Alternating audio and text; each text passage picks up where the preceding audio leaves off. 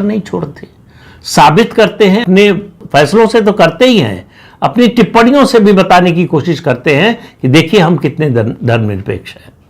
तो हिंदू विरोध और धर्मनिरपेक्षता ये पर्यायवाची बन गए हैं। जो जितना बड़ा हिंदू विरोधी है वो उतना ही बड़ा सेकुलर है। तो ये एक जो है वातावरण, एक जो है परिपाटी, एक नियम सा बन गया है, संवैधानिक व्यवस्था बन गई है। धर्मनिरपेक्षता जो संविधान के प्रियम्बल में नहीं शामिल था, मैं इस पर कई बार बता चुका हूं आपको, संविधान सभा में लंबी बहस हो चुकी है।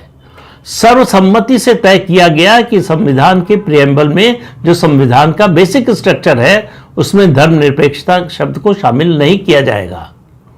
लेकिन सुप्रीम कोर्ट कहता है कि ये बेसिक स्ट्रक्चर का पार्ट है, जिसको 1976 में इमरजेंसी के दौरान जब पूरा विपक्ष जेल में था, संविधान सस्पेंडेड था, उस समय जो है संशोधन करके इसको शामिल कर दिया गया। सुप्रीम कोर्ट ने कभी इस पर सुओ मोटो कोई एक्शन लेने की जरूरत नहीं समझी है। जो विरोध करते हैं उनको सांप्रदायिक कहा जाता है।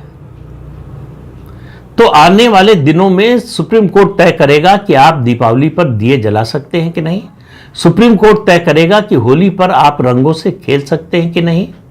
इस तरह से आपके अलग अलग त्योहारों पर, दशहरे का तो क्या हो रहा है आपको पता ही है। यह भी दिन आ सकता है कि सुप्रीम कोर्ट तय करे कि आप नवरात्रों में व्रत रख सकते हैं कि नहीं। यह भी तर्क दिया जा सकता है कि आप एक तरह से आत्महत्या की कोशिश कर रहे हैं भूखे रहकर। तो कुछ भी हो सकता है।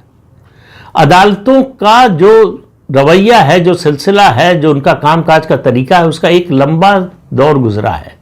एक समय था justice V K Krishna Iyer communist थे, लेफ्टिस्ट थे, सुप्रीम कोर्ट के जज थे।